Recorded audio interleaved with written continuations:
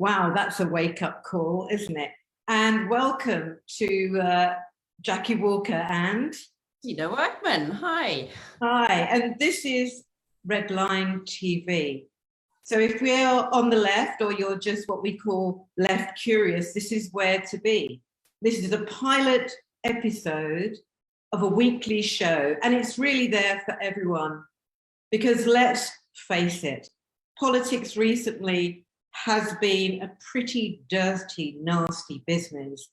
And the media that we've been subjected to hasn't just been drivel, it's been total, utter dross. And if the left are going to do anything, we have got to become the people who we communicate with. So that's why we've launched Redline TV. Now, we don't want to just be massive, and we don't just want you to be passive. So if you just want to turn us on and have a cup of tea, that's all right. In the end, we'd be quite happy with just massive, is the truth. What we do want from you, though, is your active support. We want you not just to share us on Facebook and Twitter and anywhere you can and talk to your friends. We want you to get angry. We want you to ask questions. We want you to make comments, have a laugh, do whatever you can, because remember, this is how, as the left, we're going to get bigger and better. And we're not just the normal, one of these shows where you get big names and they're talking down at you. We're trying to have proper debates. We're trying to have discussions. The chat is on, as you can see. Very importantly, we want to have open discussions. We want to, we passionately believe in free speech. And that's how Jackie and I got to know each other, through Labour Against the Witch Hunt and fighting for free speech. We're against no platforming people. Doesn't mean we invite everybody and everybody has to come on, but we don't want to rule out any ideas as, beyond the pale. And we want to, we definitely don't want to silence those we disagree with. So if you have a mobile phone and a computer, you could consider actually becoming one of our local journalists, getting the news and views from the grassroots of your community. Because at Redline TV, what we're going to focus on is building a strong and unified left, a place where we can discuss the difficult issues in a democratic and comradely manner. And that's it. But for tonight, for the pilot show, what we're going to be doing on the eve of International Women's Day is having a look at the surprisingly radical roots of that day.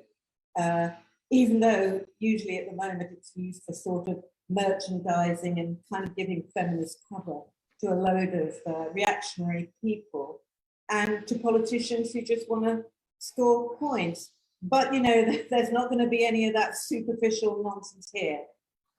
And we'll be learning tonight a number of things about a time when women ruled the world. We're hearing from women about women who they admire. We want to discuss why there are still so few women involved in left-wing politics. And we'll be seeing how Labour Briefing helped bring women's voices to the fore. And we'll be discussing how we can learn from that. But we're going to start with the history of International Women's Day. And we're asking, does this have a relevance to the left today? Yes, we've spoken to some people. I'm going to show you some vox pops first of some people we've interviewed on the street and what International Women's Day means for them. It's got to be all about the struggles over the many years of women's fight against women's oppression, and it's not just a British thing, it's an international thing where women have fought hard and long for just the most basic rights over time, particularly in the workplaces and obviously voting and stuff like that. I demonstrated in the 70s, got arrested storming the Houses of Parliament for a woman's right to choose. And we thought we'd really changed things then for women. We really did. I remember when I was younger, I never thought of myself as not as good as a man, ever. And then I started working, and then that changed. And then I had kids, and that changed even more. When we were growing up, we were told we could do anything, we could do any job we set our minds to. We were encouraged to do science subjects, but we still don't get paid the same as the men that we work with. Just because there are a lot of women who are at the head of companies or Booker Prize winners or whatever, it does not mean to say that en masse there's been as much progress as we feel, or as much progress as there certainly should be. Because you're a wife, you're a mother, you're a single parent sometimes, and then you're a nurse, you're a carer, you're a cook, you're a cleaner, and all that stuff. When I was a young woman, of course I was sexually harassed. All young women were. You couldn't work in an office without being sexually harassed, and you were meant to take it. Back in the 90s, I had a boss who used to just pull up a chair and watch me when I did the filing. He wanted to watch me bending over. Well, he was very subtle. He used to come into the office where we were doing bits of paperwork and filing things and get up really, really close and kind of just have to squeeze past you all the time, that kind of thing. Do you feel safe out? You know, have you ever walked with your keys between your fingers? Because we all have. You know, at my age, maybe not so much, but when I was younger, I was terrified. Now I don't really go out when it's dark unless I'm in my car. A man wouldn't ever have had to think about that. Wow. Still a lot of issues, isn't it, going on? And I think most women recognize those issues quite a lot. So we wanted to look at the radical roots of International Women's Day, and we've got a little slideshow here to help us with that. You will have seen coverage of International Women's Day, of course, in the mainstream media, some coverage, but it will be probably 100 million miles away from what it was originally set up to achieve. Since 1975, it's actually been co-organized by the United Nations. And remember, its forerunner, the League of Nations, was quite rightly called a den of thieves by Lenin. It's not a peacekeeping, organization. So this day, International Women's Day, is apparently for the benefit of all women, rich and poor, of all the classes. This year's day has the motto, break the bias, and it's majorly sponsored by big business companies like LinkedIn and John Deere, producer of tractors. Here's a good example of what's too often served up to as an example as a strong woman. This Duchess Kate, the future queen, being wheeled out at last year's Women's Day for something or other. And here she is fighting for the right to have pockets in dresses. Feisty, isn't she? She's wonderful. Obviously, it's easy to be a bit cynical about how feminism has been appropriated in the cause of bolstering and the position of the powerful, those who already have plenty. And that's certainly not how International Women's Day started. A few movements can lay claim to establishing this day. One thing is for sure, not one of them had anything to do with the establishment. The first mention of a Women's Day appears in 1908, when 15,000 women marched through New York, demanding better working conditions and the right to vote. A year later, the Socialist Party of America declared the first National Women's Day. It was though in 1910 at the Second International Socialist Congress of Women in Copenhagen that the German communist Clara Zetkin proposed establishing an international day of protest where women would demand things like, equal rights, suffrage, equal wages, etc. Kaiser Wilhelm II called Zetkin the most dangerous witch in the country, probably neck to neck with Rosa Luxemburg. And obviously, well, before Jackie Walker came onto the scene, she's our favorite witch now, isn't she? Sorry, Jackie. It was, though, in 1917 that International Women's Day really became a social and political force to be reckoned with, when on March the 8th, women across Petrograd held a mass strike and demonstration demanding peace and bread. And it became, as we all know, the flashpoint for the start of the Russian Revolution. So many revolutions have started with a simple demand for food and with the action of women, actually. And looking, if you look around at food poverty, at the cost of living crisis, the inequality in the UK, etc., who knows what radical futures women might help to bring about. Fingers crossed. Out there, that's what we need, isn't it? Absolutely. who was centrally involved in the Russian Revolution was Inessa Armand. And Irish Marxist historian McShane is going to be introducing her to us.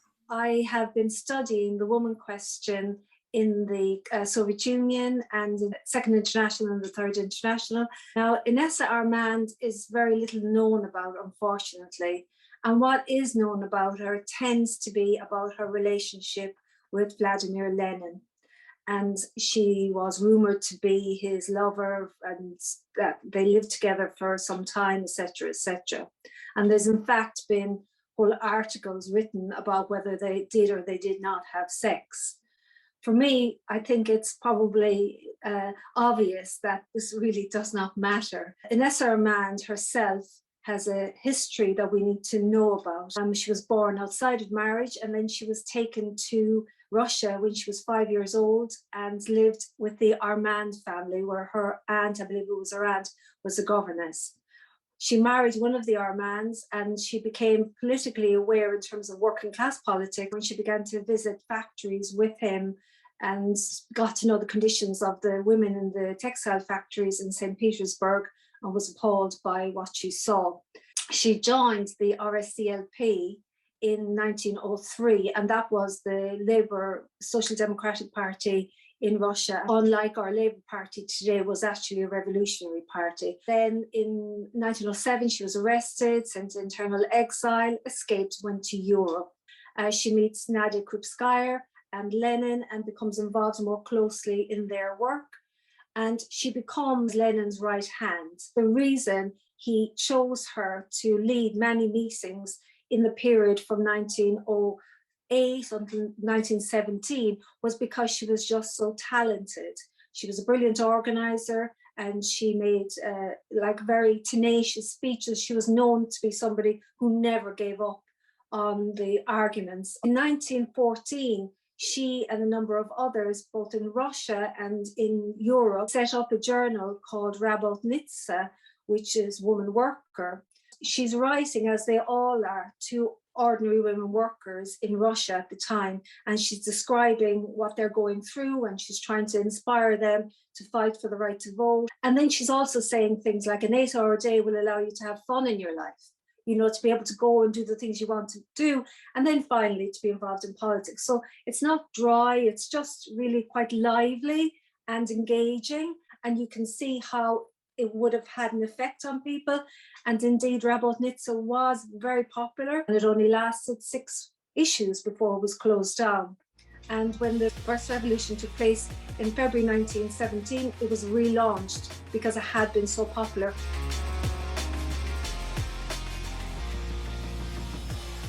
In 1917, then, she went back to Russia on the sealed train along with Lenin and Krupskaya and all of those people in that famous, passage back. She became the first director of the Zhenotel and created a number of organizations within it to draw women into the workplace, factory inspections and ways of getting them trained up in jobs and politically engaged. She worked herself tirelessly. The woman was just really exhausted, as they all were, from the workload and the kind of the tension and engagement throughout that period. She went to the Caucasus to recuperate and caught cholera and died in September 1920. And she was very much missed. And I would say her death left a huge negative impact on the ability of the women's movement to make progress. Thank you, Anne. We're joined now by Anne McShane and Lindsay German. Hello, welcome to you both. Thanks for joining us. I'm starting with you, Anne. Thank you for introducing us to a really inspiring woman that probably most people won't have heard anything about.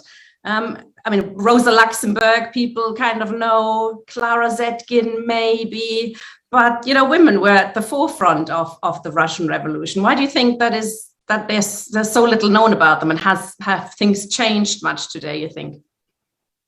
Well, yes, it's completely true that this is really a history that's been hidden from view up to very recently, when some of us have begun serious work on translating the journals produced by the Russian women's movement and also by the Zhenotyel, which I mentioned in the Vox Pop.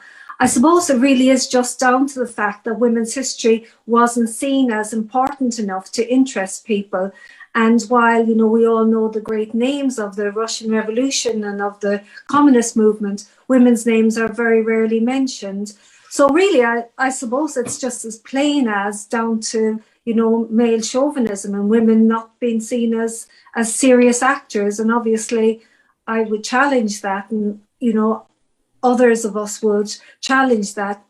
In terms of today, I suppose things have changed overall in context, like there's a lot more women in the workplace than there would have been then. But the fundamental questions in relation to women's emancipation remain there.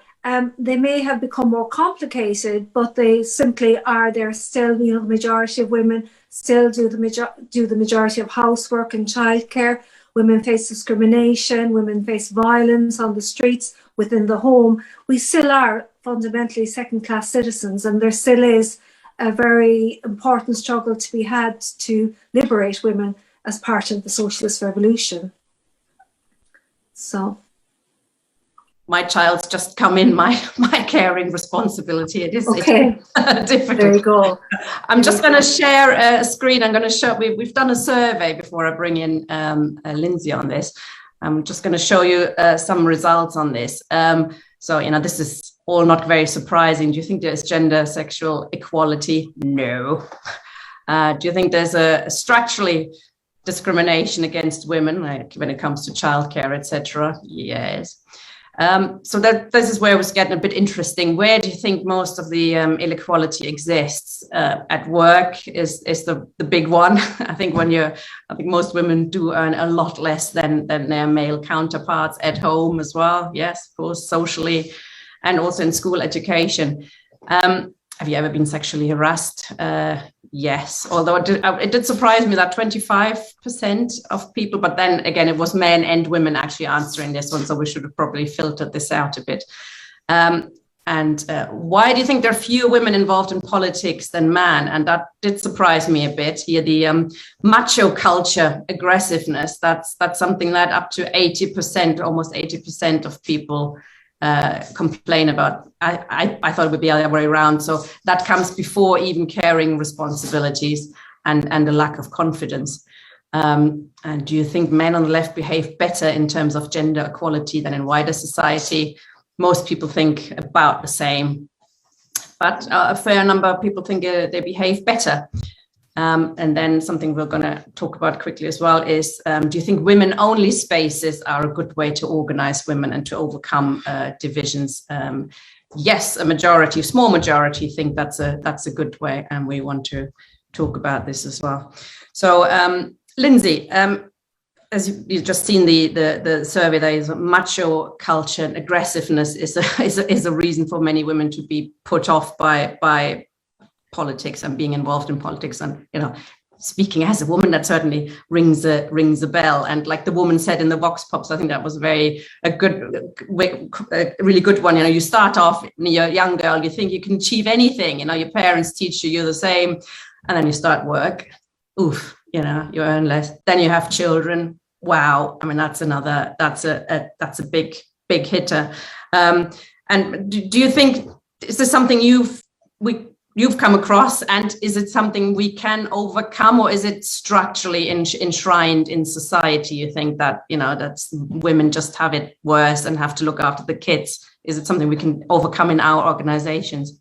Well, I think we have to do what we can to overcome it, but I also think it's very much part of the structural way in which women are regarded in society. And I think I missed some of Anne's presentation about the Russian Revolution, about Inessa Armand, but then women were in general in the worst position in terms of, certainly in Russia, huge amounts of sexual harassment at work and very, very harsh conditions at work, and the whole burden of childcare and so on. You look at today and it looks better in the sense that we have higher living standards in general, and women have far more sort of awareness of equality. But when you look at how these things work, whether you talk about the gender pay gap, whether you talk about sexual harassment, which is still a big issue at work.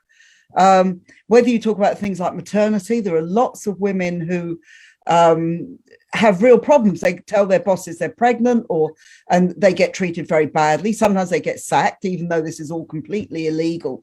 And when they come back from maternity leave, they very often find they're put in a job they didn't really want to do, not as good a job as the one that they left when they went off to have a child. And when we saw the COVID pandemic, there's lots of surveys now that show that women were carrying huge burdens of the homeschooling, of extra work because people couldn't maybe go out and get food and take their kids to McDonald's and all this sort of thing.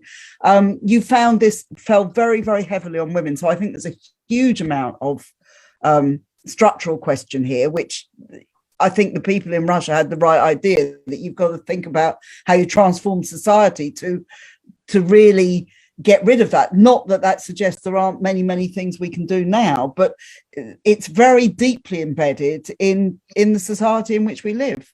Yeah, and I mean, it's certainly the Russian revolutionaries were very aware that women have a sort of double exploitation, isn't it? You know, at least a double, if not more. And that they made an effort to try and organize them in separate structures. Can you tell us a little bit about that and how that worked out?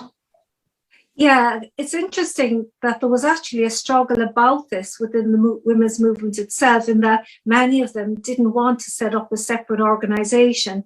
They hoped to be able to fulfill their ambitions for equality and the recognition of the women's question through the Communist Party and through the Soviets themselves. But unfortunately, by around late 1918, after the revolution, it became clear that this wasn't going to happen. And that's what led to the creation of the women's sections that then became the Zhenotel. So the Zhenotel wasn't meant to be women only. And indeed, there were some men involved in it. You can see from their journal, Kommunistka, names of famous men like Zinoviev, Stalin, in fact, makes an appearance, unfortunately. Later on in the decade of the 1920s, Trotsky's and others, they did write in it, but it was a women-driven organization.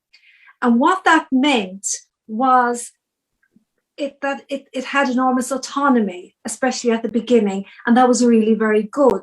Well, the negative side of it is that it wasn't treated seriously. It was seen as women's work is for women. And there were experiences among many of the activists of a very negative nature, that it was just, basically go off and do your women's work, or even negatively, oh, this is feminism and we should dismiss it. So it was a contradictory experience. And I think fundamentally, while I agree with women being able to organize separately, and I think it can help in some circumstances, unless men are involved and supportive of that and see it as their struggle as well as that of women, I think you're going to always get stuck. And I think that that's fundamentally what happens. In the end, Stalin closed it down in 1930, the organization, and said, on the pretext, really, he said that the entire organization will now deal with this question. It won't be a sectional one anymore, which basically meant nothing happens. Things went to the rise. So anyway, yeah. So that's what I would think on that. He solved the issue of sexual discrimination, yeah, by closing down. He solved it by closing it down, and then abortion. Yeah. So, yeah. Lindsay, in your experience, is it a good idea to organize women separately, or how can we, overcome division? Well, I think there's two questions, really, I think there. Whether women have the right to organise separately, which I would very, very much uphold, and I think it is necessary in certain circumstances. Perhaps it's not as obvious today, but there's been, in quite the recent past, whole unions which excluded women from particular jobs and things like that. And I think socialists should say, look, if women want to meet separately, they should have the right to do so. If you ask me whether I think it's the best way of organising, I tend to agree with Anne, that I think it does tend to, and I've been involved in this myself back in quite a long time ago now, but back in the day, where there's some advantages in doing it, and they shouldn't be dismissed in terms of women developing confidence and in terms of developing an awareness of their own ability to do things, and sometimes just to be in a room where they're not where there aren't 10 men who speak before any woman gets a chance to speak. So all those things are good, but unless that gets fed into the wider political organization, whatever it is, then that can be very much, you are just then, that's the little group that go off and talk about maternity leave, or go off and talk about abortion rights, or go off and talk about whatever it is. And I think that's a real danger in lots of circumstances. And I think particularly you see this in lots of trade unions today, most of which have some sort of women's organization. And I don't think it particularly leads to equality throughout the union. It may be helpful for individual women, but I think if you look at some of the bigger unions with big women memberships, that's not reflected necessarily in who are the branch secretaries, or who are the officials, or any of those other things, let alone when we get to Parliament and the parliamentary parties, where there's lots of old male MPs wandering around with young female assistants, as far as I can see, when you go to Parliament. But that's probably a wild generalization. But are women's only lists an answer, though? Positive discrimination like that? Again, I think that's a difficult one, and it's been something that people have supported, and I can see why people have supported it. Does it actually arrive at the conclusion that you want to get to? I'm not convinced. I think in the Labour Party you can't say that it does, and I think you have to look at the politics of the people concerned, but men, women, regardless. And would I rather have a man who was on the left and who argued against Keir Starmer and those sorts of policies, or would I rather have a woman who supported Keir Starmer? Then to me, I'd rather have somebody who shared my sort of politics. Yeah, absolutely. Thank you both very much. I think that was very good. Thank you for coming along, and I agree with both of you. Thank you. Not Thank you. so much more to say, Yeah. but another time. And all best for International Women's Day, everybody. Thank you. Exactly. Thank you. Wasn't that Thank you great? very International Women's Day. Thank you. Wasn't that a great conversation? It did strike me as really interesting that when Stalin wanted to sort out a problem, what he did was just shut down the group. And when Starmer wants to shut down a problem, what does he do? He just shuts down the group. So there's a lot to learn here in history. But to go on now, we've interviewed quite a few women, as we said in the run-up for the show. And one of the most interesting responses we've had is from Huda Ammori, who introduced her fellow campaigner, Millie Arnott, both of them young women really involved in hands-on politics. Let's find out what keeps them going. I'll be introducing an inspiration to me. It's my friend Millie. Not only has Millie taken direct action herself, risking her own liberty in order to shut down Elbit Systems, Israel's largest arms company, she's also been battling Elbit both at the factories and in the courts. And it seems that wherever Millie goes, victories follow. Yeah, I had the privilege of being one of the first Palestine activists to face trial in the courts alongside my co-defendant, Sarah Wilkinson. The trial was monumental for so many reasons. It was the first time that a case involving direct action Elbit has ever proceeded to the courtroom. And it ended in like a phenomenal win. We also had agreement from the judge, who also agreed that the action that we took against this arms company was proportional, given that the scale of the human rights abuses that they commit and involved in against the Palestinian people. I was also one of the people who was involved in one of the direct actions against the now closed arms factory in Oldham. There hasn't been direct action against arms companies like this in the UK for a very long time, and certainly not to this scale. It is something that is scary going through the judicial system, going up against the state, and both me and Huda are facing quite serious charges. Amongst quite extensive list of charges is blackmail as well, which I've heard that we are actually the first women to be charged with blackmail. The first woman. In recent history for activism, it's not really heard of. So we're claiming that title. Yeah.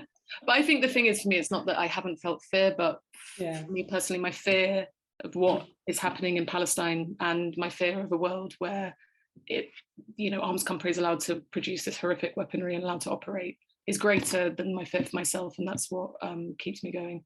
It's this, it's the same for myself, and I think it's the same for most people in Palestine Action. We're not fearless or etc. We do have fears, and we do worry, and we don't enjoy having to sit in a police cell and having to experience often police brutality. At the start of Palestine Action, it was quite severe, the police repression, because there was obviously a concerted effort to try and intimidate us as much as possible at the start to try and stop the movement from progressing. In recent months, it's kind of switched over, and we are seeing victories, we are seeing results. It was such a moment of collective joy that we're here and we've stopped the factory for the day, and you really see the results of your actions in a very direct way that you don't really see so much with other types of organising. Climbing onto a roof of an arms factory or blockading their gates, when you've done that feeling, knowing that just of your own body, you've actually shut down this massive war machine which produces parts, and it seems like this humongous challenge to defeat. It makes it a lot easier when you realise a lot of people in the past have been in similar positions fighting for justice and have won for justice at the end of the day. There's been 4 court cases now, all of which have been won by Palestine Action. We're seeing lots of people joining Palestine Action on the back of those victories, saying that they also want to be part of this and they want to be able to effectively challenge arms companies like Elbit Systems. I think it's these moments of real hope and joy that give the energy to other people to stand up and say, I'm going to join this fight as well. They're great, aren't they? It's just amazing, isn't it? I mean, there you have women saying it all, because they're young women and they're not actually saying they are scared. They are scared. They're really, really scared. And they take that fear and they take their bodies and they put them on the front line. And actually, that's how you get things changed, is going out there and being out there. But what we're going to talk about now is something that actually links with that, about women taking on major roles, major significance in the way that our society works. Because in fact, there was a time when, and as you know, this is our main feature today, when women sort of ruled the world. And there certainly was a time when they were centrally involved in running societies, when they were absolutely crucial to what made humans become human. And I'd like to welcome to Redline tonight, Camilla Power. Hi, Camilla. Hi, Jackie. Hi, Tina. Hi. Thank you very much for inviting me on this show. Oh, it's a real pleasure, as you know, and I've been just fascinated with Camilla's work for actually decades now, so it's great to be able to present this on International Women's Day. And I'm actually going to just read you some of who Camilla is, because it's going to tell you something about what we're talking about tonight, because Camilla is a member of the Radical Anthropology Group, which you can join actually, and there's links to it. And I used to be a member of that group, and it was uplifting and it was empowering in all sorts of ways. She's also a research fellow at University College London. She studies human origins, especially the revolution that made us human. She looks at how our African foremothers created language. She looks at art and ritual and, well, everything that you can think of that makes us human, including, I have to tell you, red lipstick. And you'll see, I certainly have mine on tonight. She's been educated on women's solidarity by the Hadza hunter-gatherers in Tanzania. She's published widely on topics such as women's ritual, rock art, the use of red ochre, naked protest, cosmetics, grandmothers, communal childcare, menstrual synchrony, and lunar cosmology. And she's currently writing The Revolutionary Sex, and is so widely published, we've actually gone and included links to her work on our website. And I have to tell you now, if you like what you've heard so far, please consider being a Patreon supporter for us, where you'll get all sorts of more information like that. And you'll see on the chat, we are trying to aim for 10 people during this program to become our actual supporters on this. But welcome, as I said, Camilla. Can I start by asking you, this human revolution, exactly when and where are we talking about? Okay, well, it's the revolution that made us human with the emergence of our species, Homo sapiens, and really it's in Africa, and it's about 200,000 years ago. That's the time frame we're looking at. So Africa was the absolute epicenter of social and sexual revolution as our species emerged. And we have been modern humans in Africa, modern humans left Africa. So we're talking about being all singing, all dancing, language speaking, shamanizing, fully cultural humans 2 or 3 times longer than anywhere on the planet. So this is an African women's revolution that made us human. Okay, so what you're saying is women are actually the revolutionary sex. Yeah, they had to be. They had to be. It was they who needed the revolution in order to, as you said, women's revolutions, the French Revolution, the Russian Revolution, led by women as a kind of bow wave of the revolution because they needed food, peace, bread. Okay, well, it wasn't all that different as far as the women of the original revolution, the revolution that worked, that means we're here today. So they needed to lead that revolution. We've just got to forget about the sort of caveman tropes, the idea that in the Paleolithic men were dragging women around by the hair. It's absolutely nothing like that. And the societies today of African hunter-gatherers and their extraordinary gender egalitarianism can give us a great big insight into outside patriarchy, without patriarchy. Patriarchy is a very recent invention, in fact. Evolutionary theory in just the last couple of decades, this century, has really focused, it used to be all about man-hunter, but this century, it's become a focus on the grandmother hypothesis and on collective childcare as what has made us into particularly our particular human psychology with our special ability of cooperation, that we're willing to understand each other's thoughts. We're willing to mesh our emotional states. And this is the very basis of the initial cooperation and solidarity of human society. I think we've got a photo, a slide of some of what you're talking about at the moment. And could you go into more detail? I mean, as a grandmother of 7 myself, I'm very keen for the bigging up of grandmothers. Can you actually tell us in some detail why the grandmother theory leads us to a better developed human species? How did grandmothers help human beings become human beings?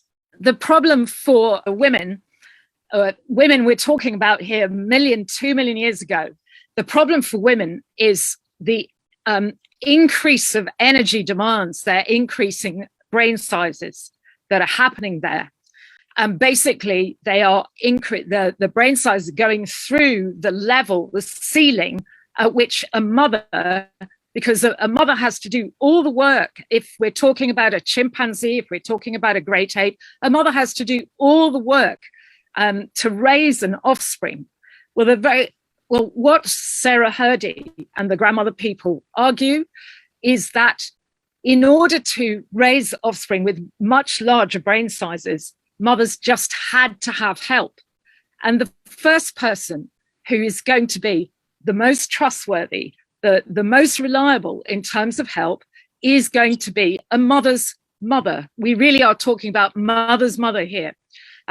The lovely Hadza grandmother, who I knew when I was working with the Hadza in Tanzania, she's there showing off her daughter's children, her daughters in the camp, and she has other daughters in the camp there. And basically, the evolution of menopause, the evolution of the long life history is all bound up with the evolution of longer childhoods for humans, and with a general strategy for women of being able to do babysitting. So we became the babysitting ape. We were the only ones who were only great apes who would actually, women could look after each other's children. This doesn't happen with the other great apes. And the basic reason it doesn't happen is they don't live with their moms. They're living in strange groups with, they've moved into new groups and they've left their moms and their sisters behind. So this was absolutely crucial development in evolution about women living with moms to be able to support the initial stages of large increasing brain size. But even with grandmother and collective childcare, which begins this situation of increasing cooperation, increasing sociality, even with that, still we haven't involved males in the social setup. Males are in great apes and in primates in general, monkeys and apes in general, males are the leisured sex. Camilla, I get this now. I understand totally as a grandmother myself who spends hours supporting my daughter in her childcare. I get this. But so how did our foremothers get control of the men who, from what I know about apes, we're just spending a lot of time sitting around, really looking for games to play. So how did the women deal with this? Okay, so the problem for the women, as even when, probably we're talking a million years ago, Homo erectus, we start to get men involved in a certain amount of hunting. There's a certain amount going on. We're getting increasing egalitarianism. We can see it from aspects of our anatomy, the increasing brain size. We can see it because of our cooperative eyes, the fact that we have eyes of the shape that we do, which allows each other to see, see what each other are thinking.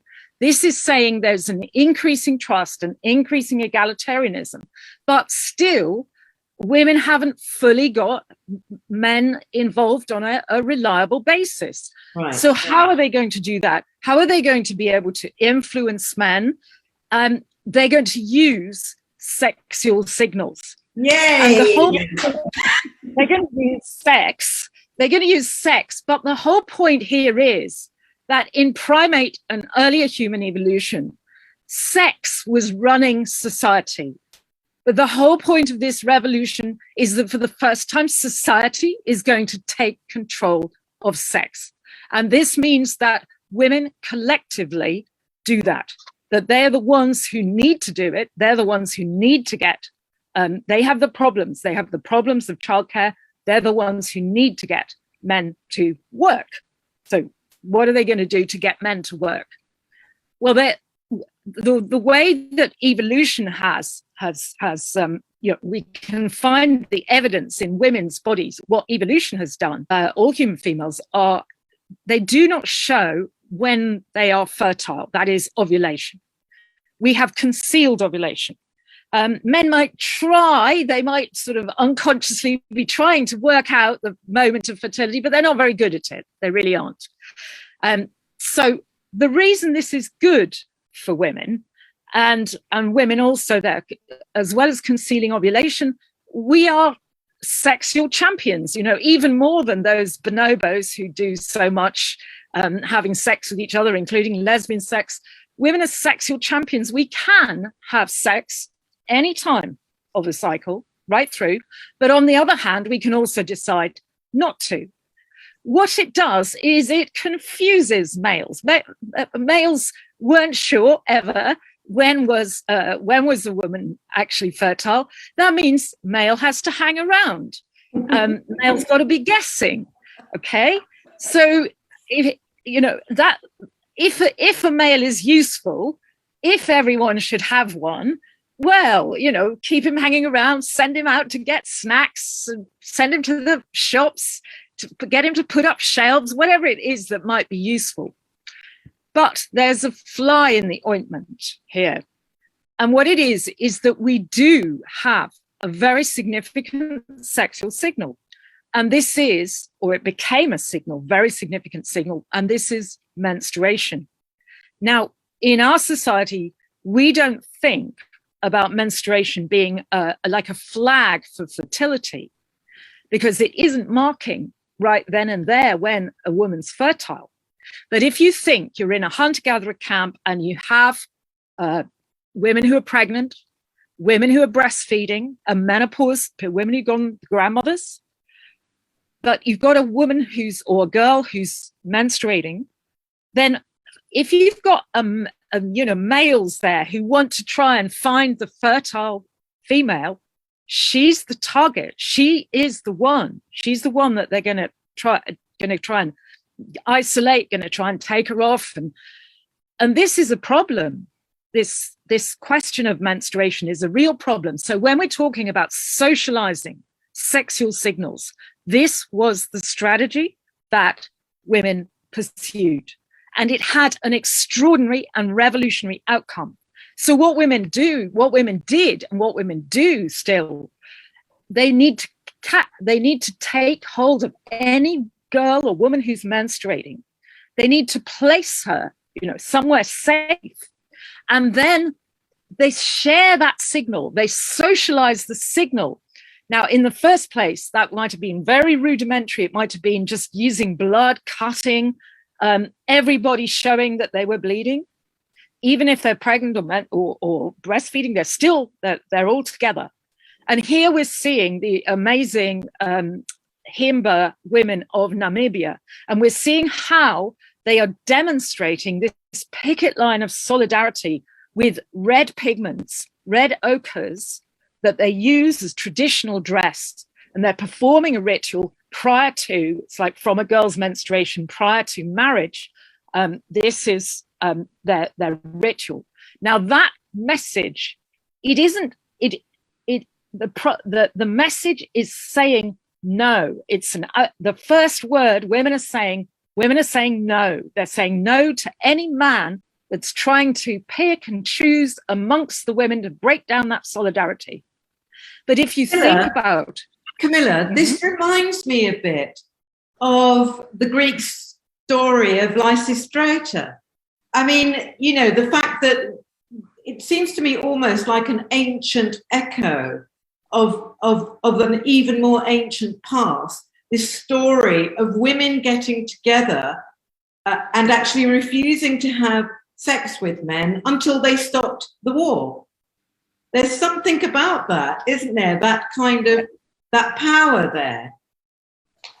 Yep, you're absolutely right. The whole story of Lysistrata was a mythology. It was a myth. But in fact, when you examine the story of Lysistrata, it's embedded in the play, the very funny play. It's embedded in a whole sequence of real Greek women's rituals, which they would have celebrated, which were very important in Greek culture. But it's stretching right back in time, tens and hundreds of thousands of years. Yes. Greek society, of course, very patriarchal. Can I just read you this wonderful quote? I know you know it, but I love this quote. It says, with unbridled ribaldry, I love that word ribaldry, by the way, and sexual defiance, they derisively insult the men, educate them in proper sexual comportment, and proclaim women's natural superiority. And that is also what some of these rituals are about, isn't it? Can we Tina, can we go to the video where we can actually see this amazing ritual that we still have going on that records how women were behaving? It's a delightful ritual of women coming into the village to really state their power. Okay.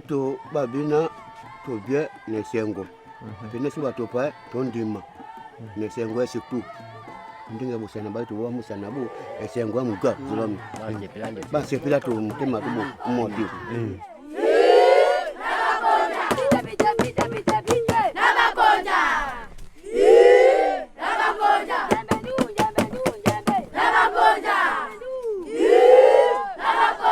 I feel it inside as a man. It's like it's powerful coming from the women. No, bene mbasipeto enda mbasipeto musepe mbakumise yanjo kamelo kwa di yetu sabe tobo ya jambo yetu baenga nabo. What can we say?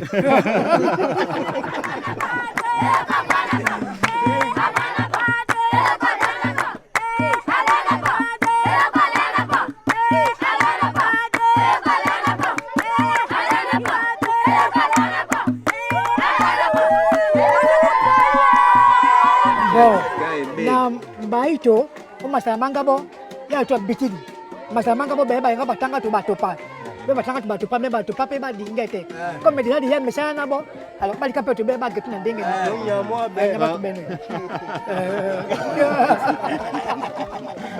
no bije kanisa bo ti mendo na masana mukele amasana api batu ba wasisi baba to mukele akola usana. I mean, isn't that just extraordinary? You can see in that film how the solidarity of the women is also creating that solidarity with the men. And what's so special about what's happening in these rituals is that they're moving, they kind of go counteract each other. They move in a balance as a kind of pendulum of power there. So women take the power, and then men, they're saying in the film, well, we're all right with that because we know that we're going to take the power. And it's this model that's really showing us how the revolution worked as a kind of constant, it's kept in motion, these bodies kept in motion. Would you say, Camilla, would you say it's a bit like the dialectic? Well, yeah, but it's a lot less kind of abstract. It's like it's just it's bodies in motion. I mean, we've heard that amazing brave woman with shutting down Elbit telling how bodies are on the line, and these women, all their art, all their beauty, all their the body paint, the cosmetics, the dress, and the dildos that they're using to mock the men. It's all this real kind of bodily weaponry. So this is women's weaponry. Yeah. It's laughter, it's war paint, it's it's just got this palpable power.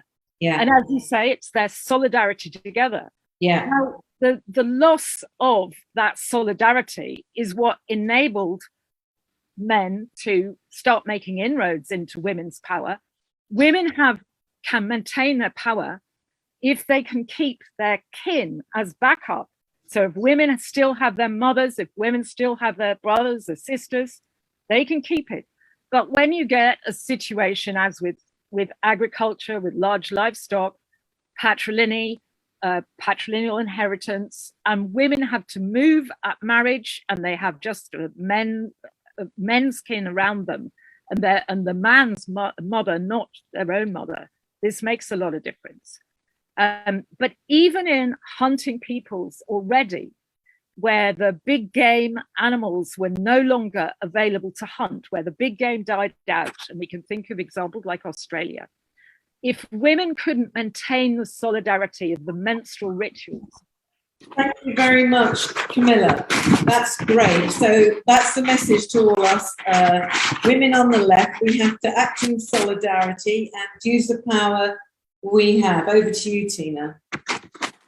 we wanted to show another film actually of women doing exercising collective solidarity, because that is, I think, the inspiring thing about this human revolution. And I've heard it a few times as well, but I think it's fascinating because it's it's been done before, and that shows it can be done again, and women have done it throughout the centuries, taking collective solidarity, etc. So the next person we asked to introduce some people, it's not a person, it's people this time, is Leah Levane, who's introducing to us Le Mondina. I thought, rather than picking on individuals, the really unsung heroines whose names we don't necessarily know, who've been involved in strikes and so on. So I discovered in just trying to check out about Le Mondina, which are the women workers in the Italian rice fields, the Italian paddy fields, which we even forget that they still do grow rice in Italy. But in the early part of the century, they wrote or used the song Bella Ciao, even before it was used as a partisan song for the Italian resistance, about how awful the bosses were. Le Mondinas were really poor peasant women working, obviously in the wet to grow rice, and were treated appallingly by their bosses. Non del resto, forza! Silenzio! E lavorate più in fretta! L'Andreina è troppo vecchia, la risaia non regge più. L'Andreina è troppo vecchia, la risaia non regge più.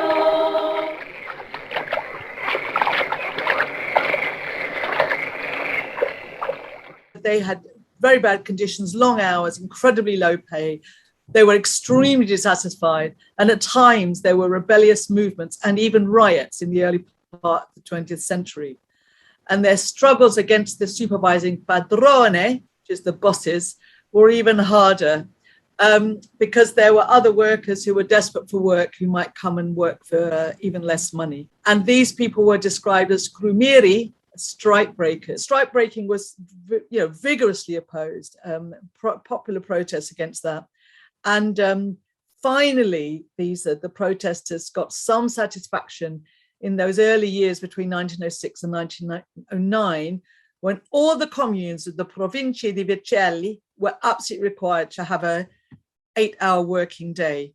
I sing the final verse, which is basically looking at the future of the possibility of working in freedom. Whereas right now, having to work incredibly hard, and the boss is just standing watching them with a cane ready to beat them, and they're working with their backs bent, but in the future. So I'll try and sing a couple, and I'm sorry to anyone Italian speaking out there for my appalling pronunciation. Ed ogni ore che qui passiamo, bella ciao, bella ciao, bella ciao, ciao, ciao. Ed ogni ora che qui passiamo, noi perdiam la gioventù. Ma ver un giorno che tutte quante, oh bella ciao, bella ciao, bella ciao, ciao, ciao. Ma ver un giorno che tutte quante lavoreremo in libertà. Ma ver un giorno che tutte quante lavoreremo in libertà. The Bella Ciao was actually originally their song, though this partisans version of it is beautiful. And of course, we still use that song. The structure's so easy and powerful, and we can all sing together. And I have a version literally sitting on my computer waiting to be sung for our NHS. Oh, we are marching for all the nurses. Oh, Bella Ciao, Bella Ciao, Bella Ciao, Ciao, Ciao. They have work to care for patients, and we will work to save them now. It's a great song, and it's obviously lasted, for over 100 years to still have the power and for us to use it in the way that's appropriate. It's just kind of uplifting, and what I love is going back into history to actually look at the real power of women, not just about whether you wear pockets, and not just about, on television for International Women's Day, what they've got are the great athletes and the great pop singers and the great politicians. That's not what makes women great. It's us who make women great. And anyway, to go on to our next item here, we're going to have a little think, you know, just in the same way that anthropology, that by digging into our past, we can find out what makes us who we are as human beings. We can actually look into the past of the labour movement, in particular the labour movement in the UK, to tell us something about what has gone on, what is going on, and where we need to go now. So Tina, can you just show us now the street life section from briefing? So Labour Briefing was published as a magazine for over 40 years, as some of you know, and it had a great track record for getting things right. And the good news is, of course, that Redline is going to be using this resource, the resource of the recent history of the left, every week to see how past struggles actually inform us so that we can construct a bigger and even stronger left. Because you remember, that's why we're doing this. I've got here now Graham Bash, who used to actually reject that he was the editor of Labour Briefing, along with James Stockton, who with a number of other people, including Ken Livingstone, originally set up Labour Briefing to give expression to the local, for the local government left against what Thatcher was doing. Jackie, sorry, you've got something on your microphone. I think you've got your papers on your microphone. Crackled. But it didn't, of course, stop there. And like I said, every week we're going to be digging into that archive to actually try and learn something about our life, our past history and what we should be doing. One of the most successful sections of briefing was street life. And we're really looking forward to hearing a discussion on why street life was so important. Starting with Graham Bash, can you tell us whose idea was it to set it up? Well, I think it was the idea of a number of women, I think, in briefing in the early 80s. It was an idea whose time had come. This was a period when Thatcher was just in the early days of a government, but we had an undefeated Labour movement, an undefeated Labour left, which was furious at the betrayal of the Callaghan government. But unlike, say, most previous lefts, certainly in the Labour Party, there were emerging forces, especially in the women's movement and in the anti-racist movements, which for once connected with the broader Labour movement. And this was the critical thing.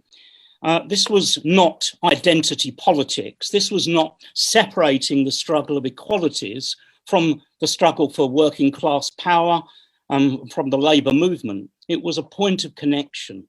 And what we found, I think, was that we just made the obvious discovery that we Labour Party members and trade unionists were not just class fighters in the traditional sense. We were mothers, fathers, gays, disabled, racially oppressed.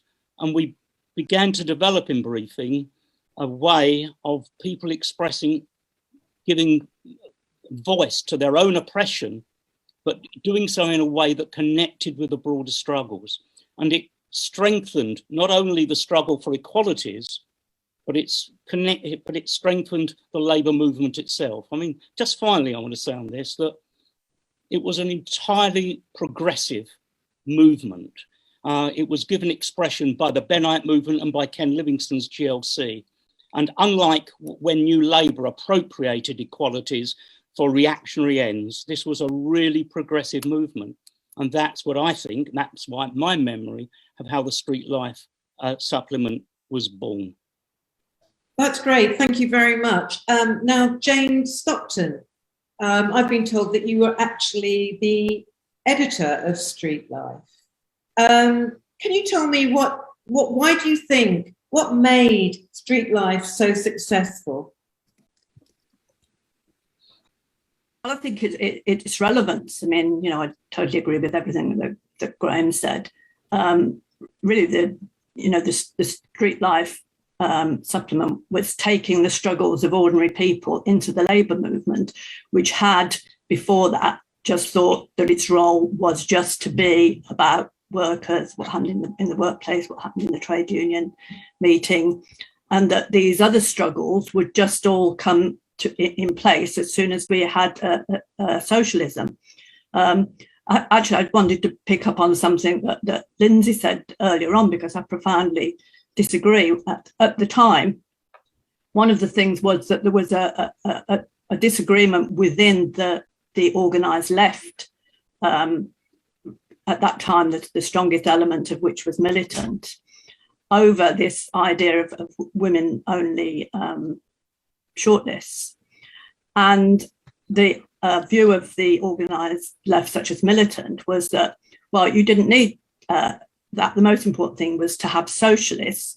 And if you elected socialists, then you wouldn't need anything, because socialism would solve women's oppression.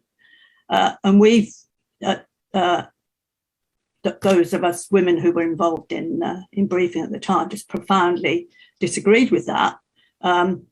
Because, of course, it isn't just non-socialists that oppress women, it's socialists too. And we were going to Labour Party meetings, fighting for socialism, and then going home back to our houses, back to our relationships, being oppressed by women that we've been at the meeting with. So, in that sense, what was going on in the Labour Party just wasn't relevant enough for most women. It needed to take on these fights against patriarchy.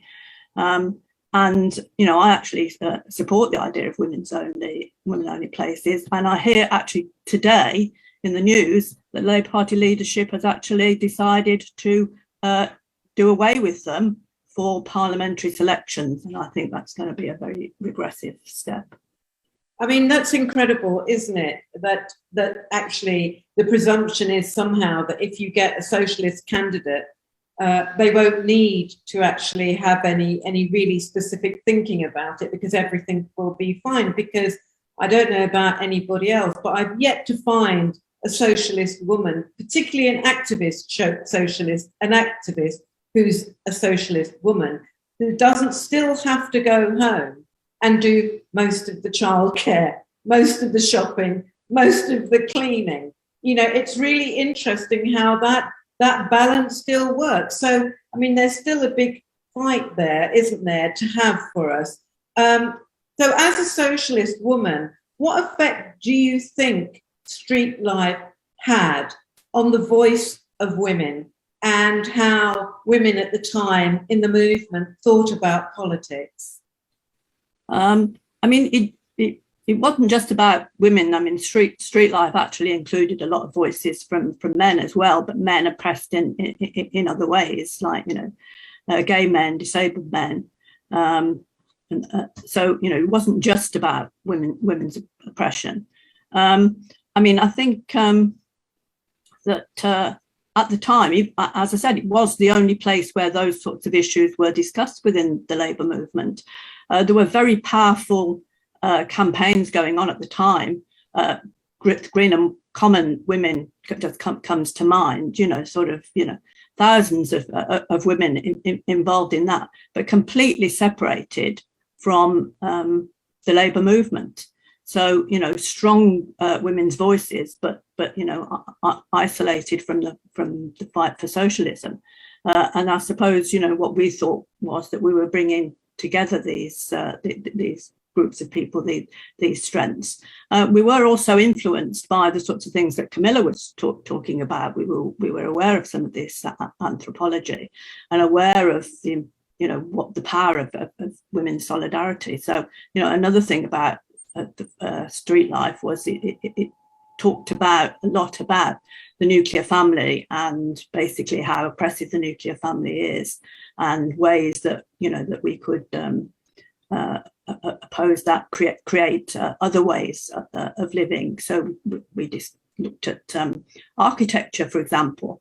and how architecture actually influences the sort of family units and that sort of thing. So it was very wide ranging across a number of issues that had never really been discussed before amongst the left. I mean, really, that goes back to what McShane was saying, this idea that actually the way that you progress as women is to take the men along with you, and so include, because as we all know, when women are oppressed, so are men. They are also oppressed in the kind of roles that they have to take. And I think the way I felt about the street life supplements, the ones I've read in any case, is that the fact that in a way what was happening is that people could make the personal political. You could talk about housework, you could talk about sexuality, you could talk about gender, you could talk about your children. That in itself enabled women to have a stronger voice on what was, and actually remained until it stopped being printed recently, a very male-dominated magazine. Thank you very much. What's been wonderful is that, you know, because we were trying to think about how we should start this, how we should launch this program, you know, where we should launch. And of course, there's been a lot of pressure that it should be this and that. And actually, I now kind of feel that to have the pilot show on women has been really tremendous. The other thing I want to say is, you know, remember, it is the first show. You know, there are lots of things that we might do different. In fact, we will be doing certain things differently the next time, because there's going to be a lot more argumentation, a lot more, we hope, controversy next time. And I want to really remind people, you know, none of us here are getting paid for this. We want to grow this. We're going to depend on you to help us grow this. We're also going to depend on you to get some money in so that we can make this better and better in terms of the technology. And in terms of that, I do actually want to thank the additional filming that was done by Platform Films. And I know that we've got some really interesting vox pop in the bag at the moment. So it's been a really good evening. Tina? Yeah, I think, I mean, there's been a bit of controversy today, but we didn't really, you know, get to the bottom of it. Women's only lists. I mean, you know, I have a lot to say about that, and I'm very much of Audrey's position on that one. They solve nothing. It's like, you know, Margaret Thatcher or Angela Merkel being in power, like that's anything to do with women's liberation. Nada, nothing at all. So I feel very strongly about this. But this show was more like a, you know, a gentle easing into our show. I think the next few shows are going to have some proper debates, some proper discussions, and we are planning on looking at the Ukraine, like many other shows do. But what we do not want to do is have, you know, one view and this is the right view, and, you know, it's Russia you have to support, or it's the Ukraine you have to support, or it's etc., etc. We want to hear discussions about what's actually going on, what are the controversies, what's the situation with sanctions. You know, can we have, are sanctions a good idea? Are they a bad idea? Do they hurt the rich? Are they supposed to hurt the rich, etc., etc.? So we want to discuss some of these issues around self-determination for the Donbas region as well, and things like that. And we want to hear different views. If you have suggestions for programs, if you have suggestions for speakers that might be interesting in putting forward, you know, views that you don't usually hear, please get in touch with us. It's labourbriefingtv@gmail.com.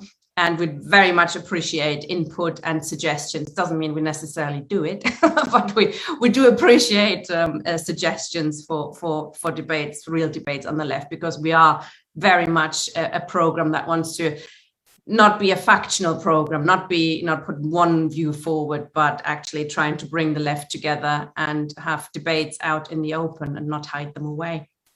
And can we just remind people that we've got these amazing prizes for anybody who can identify where our theme tune is actually from.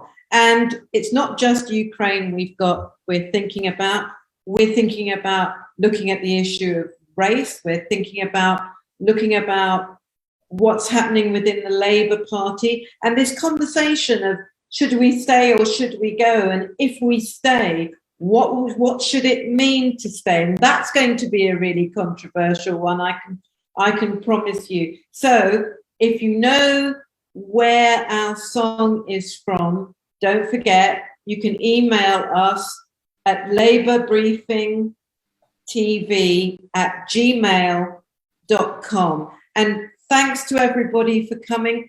Please come again. Tell your friends to come. It's going to get bigger, like me, bigger and better.